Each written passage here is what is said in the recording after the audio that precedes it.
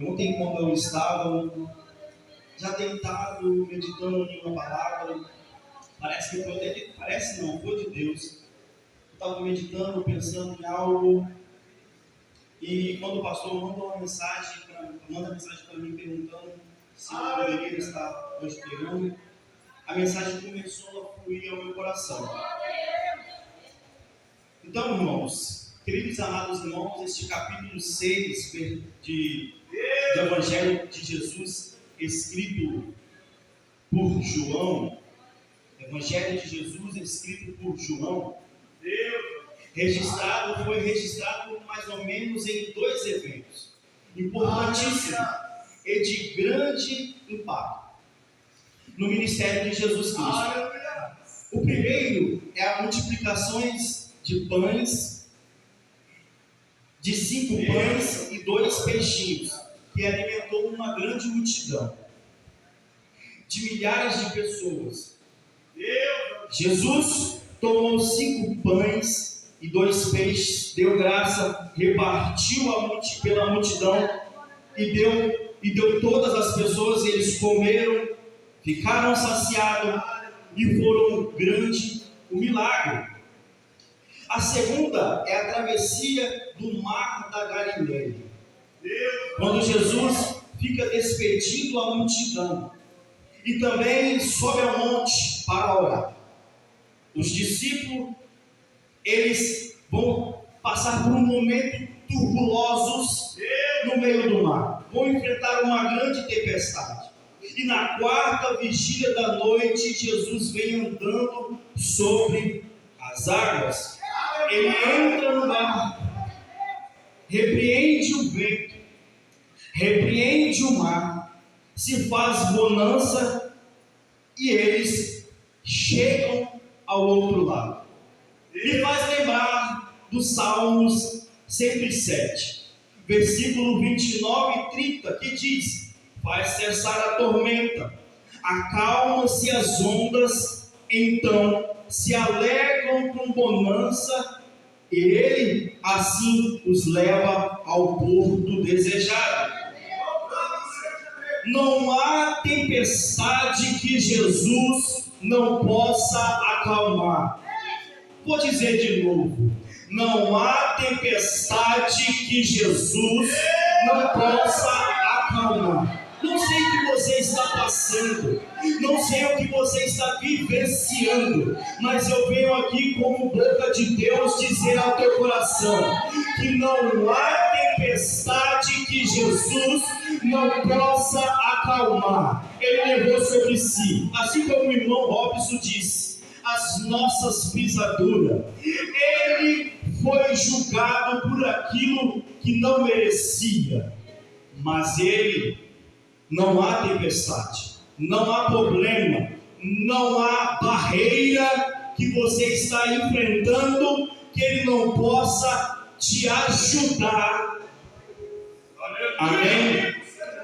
Porém, no dia seguinte, quando a multidão volta em busca do Senhor Jesus, ele vai confrontá-la com uma mensagem forte e contundente. Aleluia! Que imediante gera reações por parte do povo. Então o evangelista João registra aquele momento. A partir da sua narrativa, nós descobrimos algumas verdades. A primeira é que Jesus faz uma contraposição das coisas terrenas com as coisas eternas. Versículo 27: trabalhai não pela comida que perece, mas pela comida que permanece, para a vida eterna, a qual o Filho do Homem vos dará, para que este Pai Deus o selou. Essa expressão de Jesus me faz lembrar do apóstolo Paulo, quando ele escreve a primeira carta aos Coríntios, do capítulo 15, 19, dizendo: se esperarmos em Cristo somente para esta nesta vida somos mais miseráveis de todos os homens. Nossa esperança em Deus é que Ele é Jeová Jireh, o Deus que supre. Mais do que isso, nossa esperança vai além da vida. Nós estamos esperando a eternidade de glória. Assim também nós percebemos na história sagrada.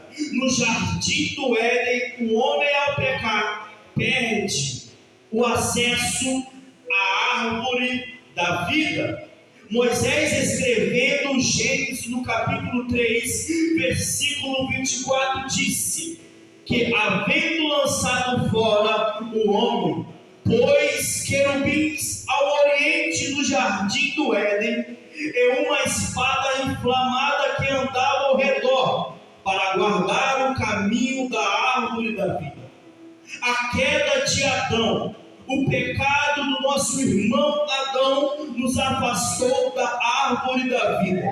Mas agora, em Cristo Jesus, a promessa é que nós voltaremos ter e teremos acesso à árvore tão preciosa que é a árvore da vida. Me faz lembrar também Apocalipse 22:14, diz: bem-aventurado aquele que lavam as suas vestiduras no sangue do Cordeiro, para que tenha o direito à árvore da vida, e eu possa entrar na cidade pelas portas. Que as suas vestiduras, no nome de Jesus, continuem lavadas pelo sangue do Cordeiro, porque está chegando a hora de nós entrarmos pela cidade celestial, quem crê, pelas portas, e teremos acesso à árvore da vida. Continuando a sequência, nós vamos ver o povo questionando Jesus acerca das atitudes religiosas que eles precisavam ter para agradarem a Deus. Então, no versículo 28 diz: que faremos para executarmos as obras de Deus? E neste momento que o Senhor Jesus destaca a importância de crer nele como um filho de Deus. Versículo 29 responde Jesus, dizendo: a obra de Deus é esta, que creiais naquele que ele enviou. A necessidade, a igreja, teologicamente falando, não é só de crer em Jesus, mas sim crer também no Messias, crer nele como unicamente suficiente o Salvador. Porque na visão do povo, também de alguns discípulos de Jesus, era um profeta muito usado por Deus, mas não era o Messias, então somente nem era o Filho de Deus. Por isso que alguns começam a voltar atrás. Versículo 42 mostra isso e diz: não é este o Filho, não é este Jesus, o filho de José, cujo pai e mãe nós conhecemos? Como, pois, ele diz: desci do céu. Nós continuamos isso no encontro de Jesus em Cesareia de Filipe, quando ele interroga os discípulos e pergunta: que diz os homens acerca de mim? O filho do homem, a resposta de alguns vai dizer: João Batista, outros Elias, outros Jeremias, ou algum dos profetas. Percebe que a percepção do povo era que Jesus era um dos profetas. Eles criam que Jesus era muito usado por Deus, mas não cria que ele era o Messias. Mas me chama a atenção mais ainda no capítulo 14 do Evangelho de João, quando acontece uma ceia, a última ceia de Jesus. Já tem estado com aqueles colegiais de apostólica há 3 anos e meio. E Jesus vai perceber que ele estava, talvez, tirando alguma perspectiva de alguns. João 14,6 registra: disse Jesus: eu sou o caminho, a verdade e a vida. Ninguém vai ao Pai a não ser por mim. Se vós me conhecesses a mim, também conheceria o meu Pai. Já desde agora o conheceis e tendes visto. Disse-lhe Filipe, diz Filipe: Senhor, mostra-nos o Pai, o que nos basta. Disse-lhe Jesus: estou há tanto tempo convosco, Filipe, e não tem me conhecido. Quem me vê a mim, vê o Pai, e quem vê o Pai, vê a mim. É como diz tu, somente me mostra-me o Pai. Não crês tu que eu estou no Pai e o Pai está em mim? As palavras que eu digo, não é somente mesmo, mas não é de mim mesmo, mas do Pai que está em mim. Aleluia! O que fazer as obras, crentes que eu estou no Pai e o Pai está em mim. Crê em mim, ao menos por causa das obras, Filipe. Um dos discípulos, andando 3 anos e meio, ainda está dizendo: mostra o Pai, mostra o Pai, nos mostra Deus, nos revela Deus. E Jesus, confrontando eles, dizendo: Filipe, você ainda não entendeu o Evangelho. Quem vê o Filho, vê o Pai. Quem vê o Filho, vê o Pai. Quem está no Filho, está no Pai. Aleluia.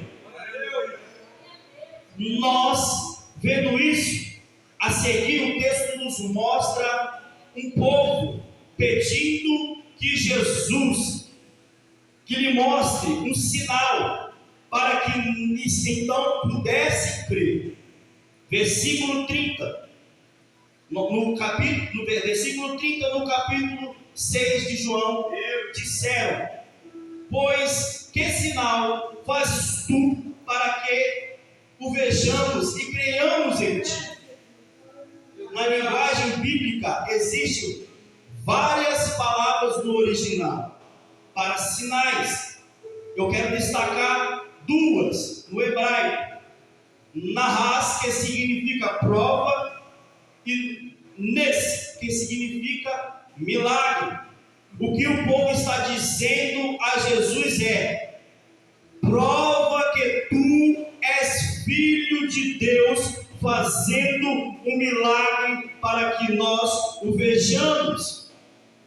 Vale a pena lembrar que um dia antes, Jesus pegou 5 pães, 2 peixes, alimentou milhares, todos comeram, saciaram, levantaram 12 cestos cheios. Um dia depois, o povo está dizendo: se quiser provar para a gente, é só fazer milagre. Isso nos mostra uma geração que não se importa com Jesus, com o que Jesus já fez. Está sempre querendo que ele faça uma coisa nova. E como que se Jesus precisava de provar quem ele é?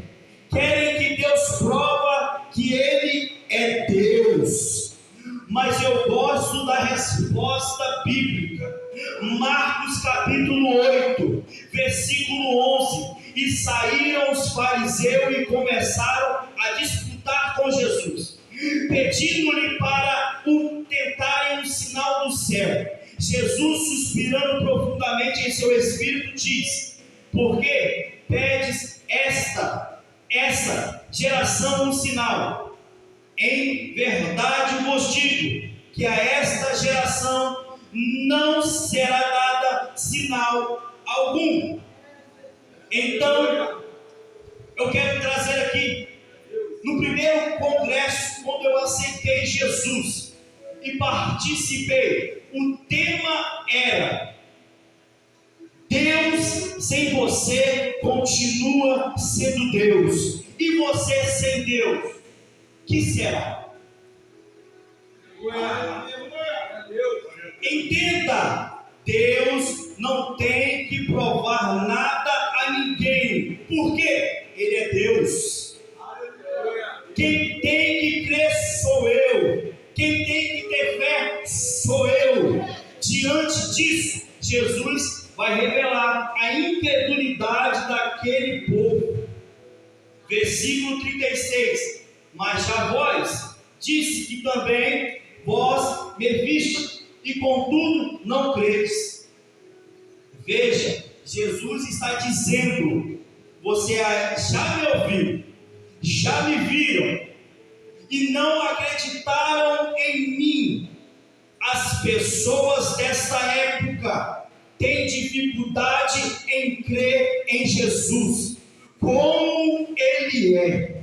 Isto tem razão, porque se eu creio em Jesus como Ele é, eu tenho a obrigatoriedade em mudar quem eu sou. É esta a premissa basilar do Evangelho, dita por Jesus a Nicodemos. João 3,3. Jesus respondendo e disse: na verdade te digo, aquele que não nascer de novo não pode ver o reino de Deus. Paulo corroborando doutrinariamente a verdade na segunda carta aos Coríntios, capítulo 5, versículo 17, declara: se alguém está em Cristo Jesus, nova criatura é. As coisas velhas se passaram, e eis que tudo se fez novo. Ei, eu não vou pedir desculpa, porque estou falando a verdade. No tempo tão complicado que estamos vivenciando junto com a igreja, estão fazendo igreja para todos os gostos no mundo. Lembra-se, a verdadeira igreja tem dono, e o dono dela diz: edificarei a minha igreja, e contra ela as portas do inferno não prevalecerão. Por favor, não venha me dizer que quem usa droga e quem continua usando pode ser igreja. Por favor, não venha me dizer que alguém que anda em prática libidinosa, homossexual, pode ser igreja. Não venha me dizer que quem não se converta, não nasce de novo, pode ser igreja. É premissa basilar do Evangelho. Quer ser igreja? Nasce de novo. Quer ser igreja? Muda de vida. Quer ser igreja? Te converta. Alá, mando ré. Nascer de novo é morrer para o pecado, para enfim viver para Deus. Quem está vivo para o pecado está morto para Deus, e quem está vivo para Deus está morto para o pecado. A pergunta para quem está do teu lado: já morreu para Cristo? Porque se morreu, ele ressuscita, nova criatura é. Não literal. Romanos capítulo 6, versículo 11.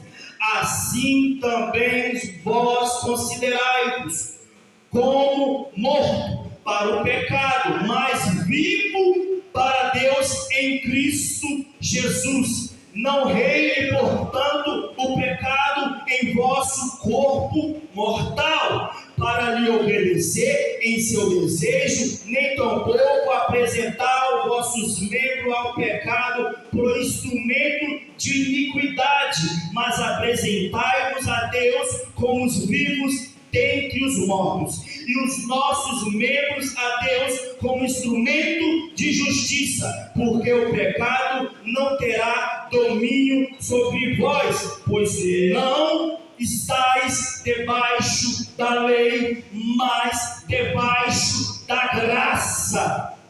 Me permita, como servo de Deus, profetizar na sua vida: o pecado não vai dominar você. Vou repetir: o pecado não vai dominar você. O pecado não vai dominar você.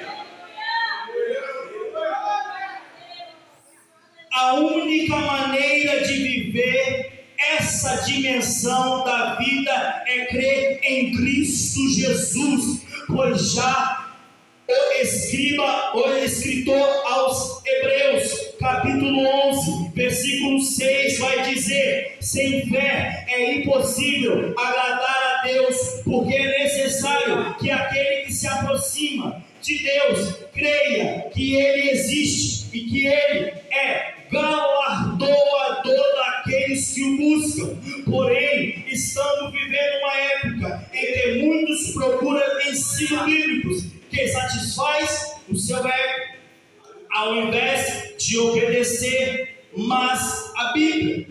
Já falou isso o apóstolo Paulo, segundo Timóteo, capítulo 4, versículo 3, porque virá tempo em que não suportarão a sã doutrina da palavra, mas, tendo comichão dos ouvidos, amontoarão para si doutores, conforme as suas próprias concupiscências, e desviarão os ouvidos da verdade, voltando às fábulas. A gente não quer ouvir a palavra, quer ouvir bobagem. A gente não quer ouvir Bíblia, quer ouvir coach. A gente não quer ouvir Bíblia, quer ouvir mensagem que massageia o nosso ego. A gente pensa que a igreja é spa. Tem gente que pensa que igreja não é spa. Aqui não é spa, meu irmão. Aqui é casa do oleiro. Aqui é casa do oleiro. Aqui é casa do oleiro. Aleluia. Estou sentindo a presença de Deus aqui. Mesmo assim, Jesus elevando a sua mensagem em uma dimensão ainda mais.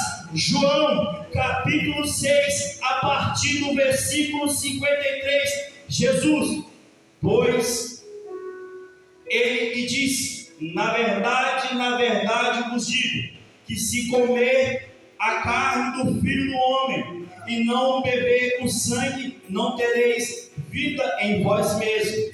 Quem come da carne e bebe do sangue terá vida eterna, e eu ressuscitarei no último dia, porque a minha carne verdadeiramente é comida, e o meu sangue verdadeiramente é bebida. Quem come a minha carne, bebe meu sangue, permanece em mim e eu nele, assim como o Pai que me enviou está em mim, e eu nele, assim quem de mim se alimenta também viverá por mim.